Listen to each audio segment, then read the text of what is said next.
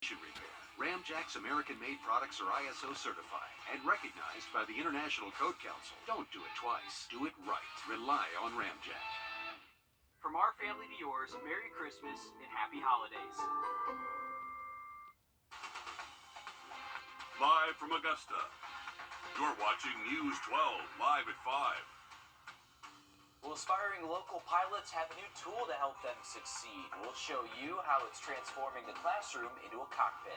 And South Carolina is making moves to keep your kids safe at school. We'll break down how in just a few minutes. But first, we're checking in with First Alert Chief Meteorologist Riley Hale. And Riley, it looks like we have another chilly night ahead of us. It was cold this morning. It was, but it's not going to be as bad tonight. Yeah, above freezing, but still cold nonetheless. Will likely drop upper 30s for most spots by daybreak tomorrow morning. So a few degrees above that freezing mark, but still definitely going to need that jacket the first part of the day. If you've been out this afternoon, not a bad afternoon for us, but temperatures remaining just a degree or two below average for most spots. We did get up to 62 today in Augusta, which is right at our seasonal norm, but many spots right now are dipping into the mid-50s. You can see there in Augusta, top left part of your screen, here in Aiken right there, and then bottom part of your screen, Atlanta and Charlotte. Charlotte's actually seeing a good bit of sun out there this afternoon. A few more clouds rolling in for us, and those are going to stick around heading into tonight. Our temperatures across the region anywhere from the mid to upper 50s, and these will be falling off into the 40s as we get into later this evening past sunset. And then later tonight, between midnight and 2 a.m., that's going to be our ideal time to check out the Geminid meteor shower. This is considered to be one of the best meteor showers of the year, so worth checking out. The one caveat in our forecast, though, is the clouds. We do have a few of those starting to stream into the region from the southwest. Most of them are just very high, thin-level clouds, so we're hoping those can kind of stay thin, and we may be able to see a few meteors later into tonight. So we'll have a full look at that forecast for you coming up in just a bit. But let's get a quick update on your First Alert traffic. And now, First Alert traffic.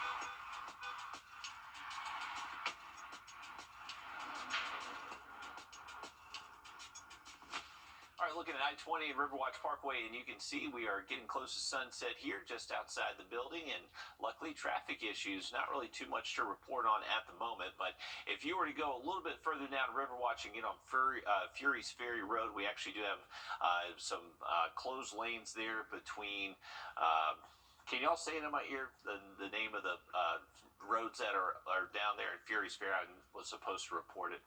Southern Pines Drive, Brindlewood Trail. So right there near Brindlewood Trail and Fury's Ferry, that is where we do have an accident there in Columbia County.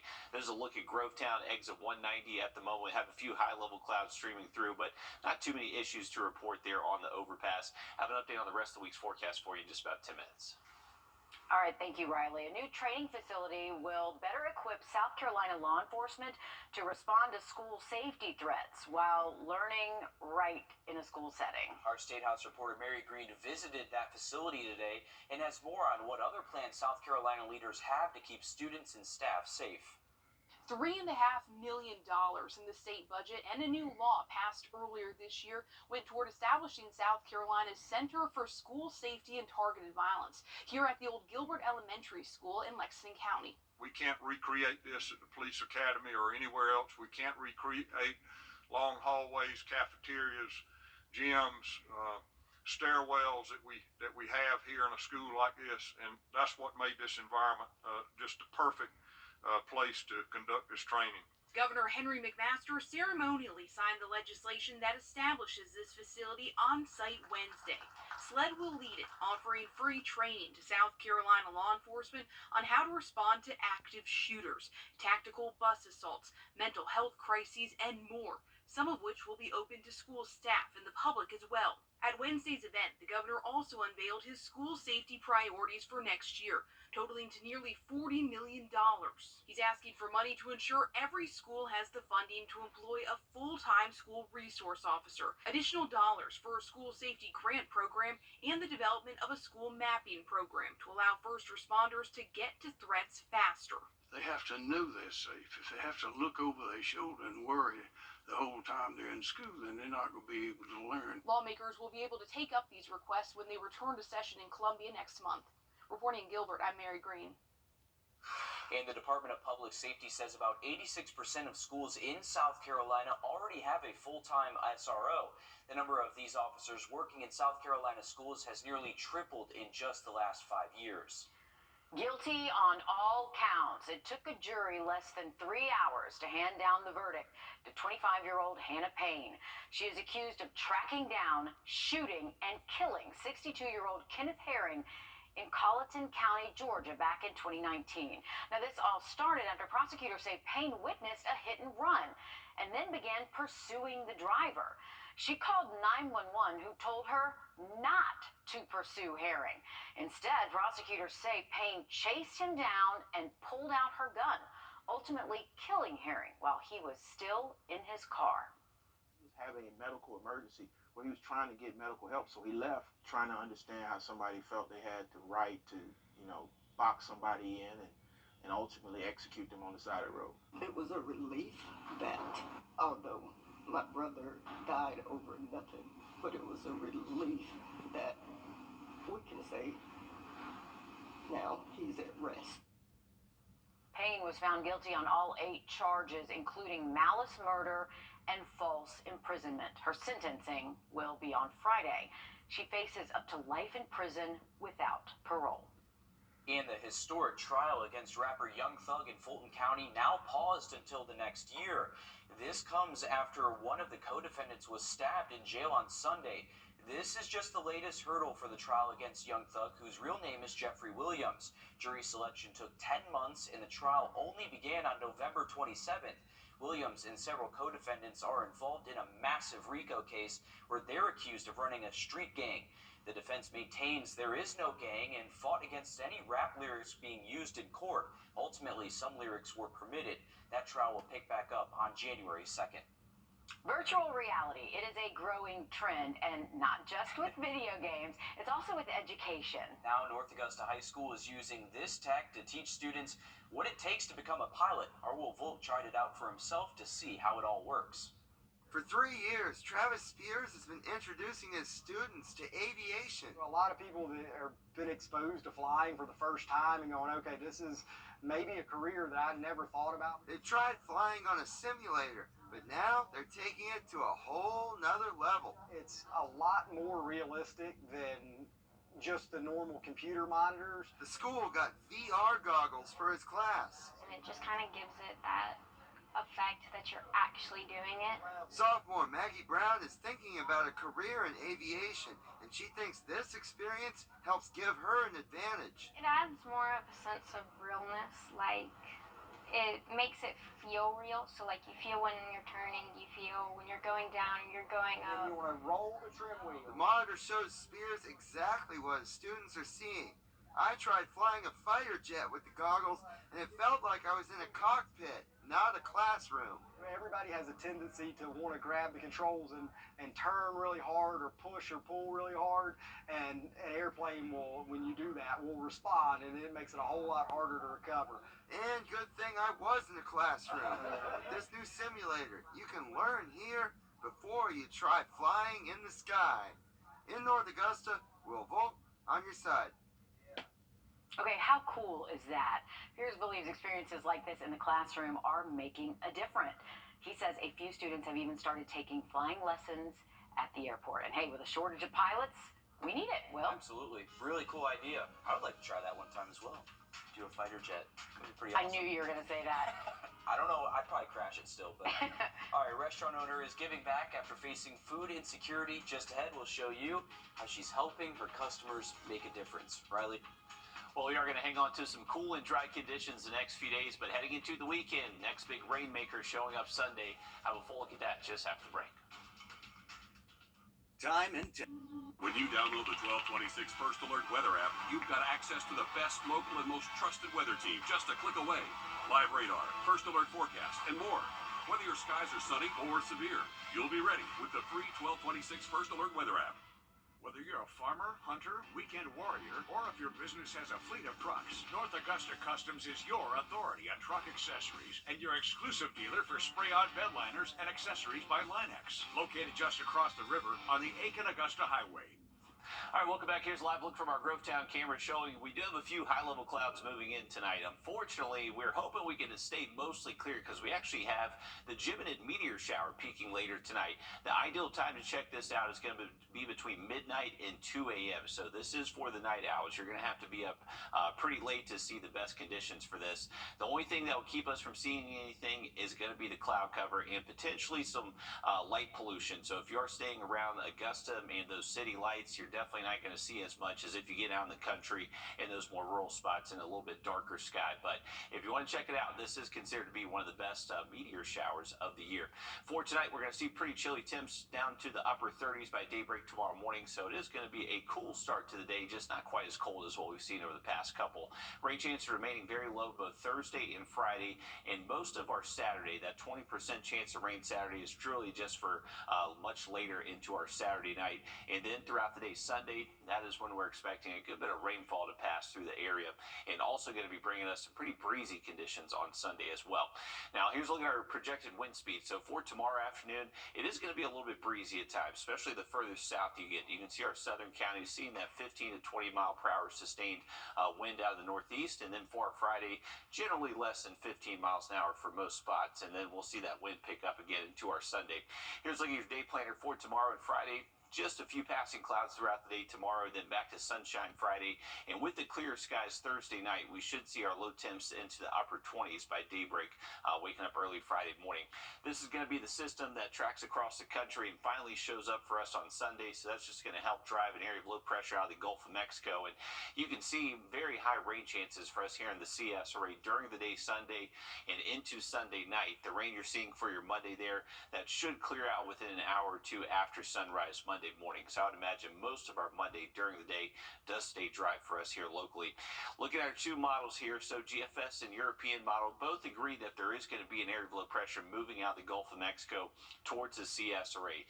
The exact position, that's going to go back and forth, and these models have gone back and forth on the exact positioning of that. So that will kind of drive the timing and the amount of rainfall we'll see on Sunday, but both of these model outcomes continue to show very high rain chances during the day Sunday, as this area of low pressure just kind of tracks southwest towards the northeast along that Carolina coastline.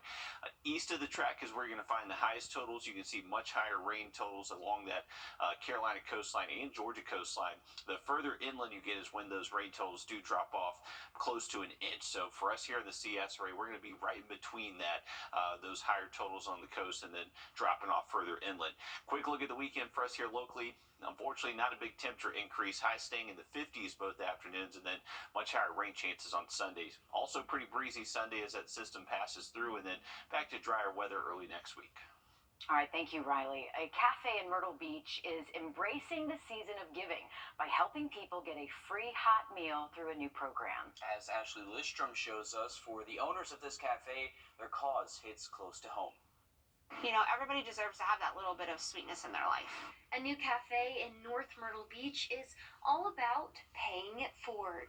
So that's number 5. After struggling with food insecurities growing up, co-owner of Sweet Girls Bakery and Cafe, Carrie Alvaro, tells me it's now her restaurant's mission to make sure no one goes hungry.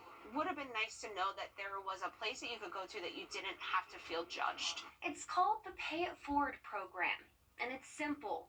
Dozens of receipts hang, waiting for those in need to redeem them for a meal. I just need to know that you're hungry and I'm going to feed you. That's all I need to know. The receipts are from previous customers who purchased an extra meal or gave a donation before tacking the receipt on the bulletin board. Anyone that needs it can come in and take a receipt, no questions asked. Alvaro says they're not here to judge, they're just here to help. And I always say the only question we ask is, how do you want your eggs cooked? But they don't stop at the receipts on the bulletin board. On Sunday afternoons, before they close for a few days, Alvaro and her team encourage anyone struggling to get what they have left in their case lines. And while they've only been open for about a month, their program has already helped a range of people. We had a gentleman come in who just started working and, didn't know about the program. His church told him about it. I had a couple moms come in and order food for their kiddos. One of those moms says she's thankful. It's a blessing. She has 5 kids and was able to get what she needed. They're loving and they welcome you with open arms no matter what. Sit down, enjoy your goodie. I'll clean that table. A mission that's leaving people with a full heart and a full belly. I feel a sense of sadness, but I also feel a sense of, okay, I need to step in and take action. And the restaurant says they've only been open for about a month and dozens of people have already been helped. Stick with us. We have more coming up after a short break. First Alert Radar, powered by Jim Hudson Automotive Group. You have wall sagging floors or musty smells? Call Candy. Temporary measures that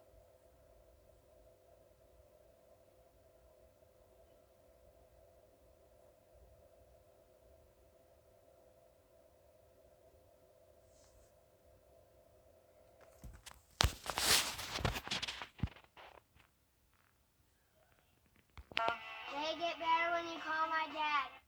Children forced to climb under and over rail cars just to get to school. It's all because of blocked train crossings. It's a stunning problem, first highlighted by our national investigative team almost 9 months ago. This video from an Indiana city sparked outrage across the country with leaders at the local, state, and federal level calling for action. But now new shocking video is prompting serious questions about whether promises made in an effort to protect children in that community and others are being kept. Our national investigative reporter Josie Sturman picks up the latest developments in Railroaded. Another jaw-dropping moment in Hammond, Indiana. With safety barriers down and red warning lights blinking, cell phone video from November shows students climbing over train cars blocking their way home from school. It's something they've done countless times before, but this is different. 2 children begin the careful climb down the side of the car. Then, with no warning, the train lurches forward, sending a little girl jumping for her life.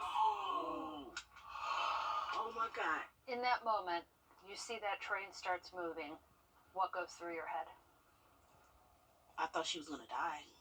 Akeisha Henderson was sitting in her car right in this same spot, recording as she's done many times before. I never saw the train actually move while somebody was on it. And this girl, she had to be no older than 7 or 8 years old. She was by herself, like anything could happen to her. It's the kind of moment she's feared since she first saw kids climbing over and under the trains, shooting videos like this in hopes of getting attention and solutions. But months after we first saw them and captured our own stunning images that caught national attention, prompting outrage and promises, those solutions still haven't come. That's just confirmation there. Instead of me just thinking maybe they don't care, I know they don't care. It's a problem our national investigative team has spent months exposing, along with our partner, ProPublica.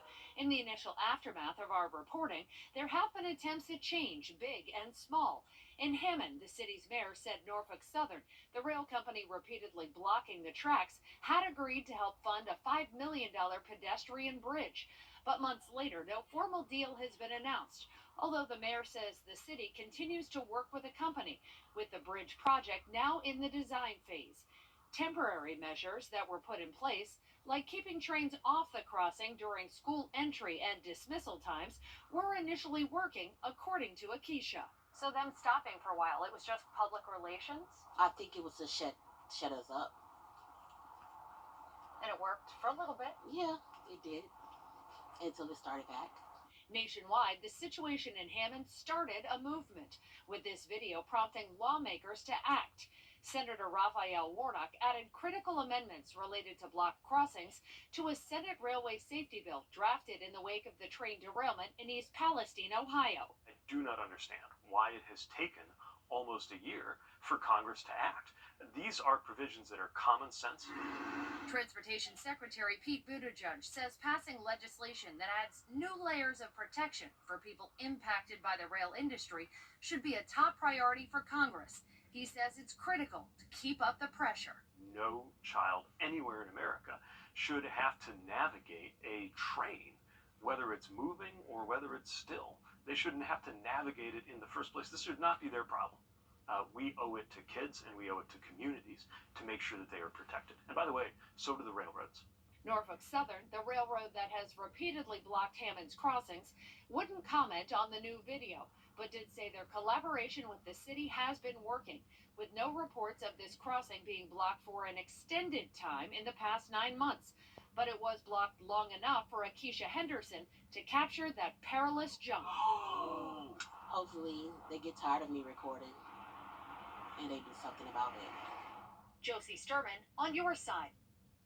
Norfolk Southern says it has launched a new initiative to engage with communities impacted by blocked crossings and other issues. The company says its new director of public engagement will work to find solutions and then coordinate and monitor their implementation. Well, later this weekend, we are expecting a good bit of rainfall Sunday, along with some pretty windy conditions. Gusts over 30 miles an hour, especially the closer you get to the coastline. I'm going to look at that 7-day forecast just after the break.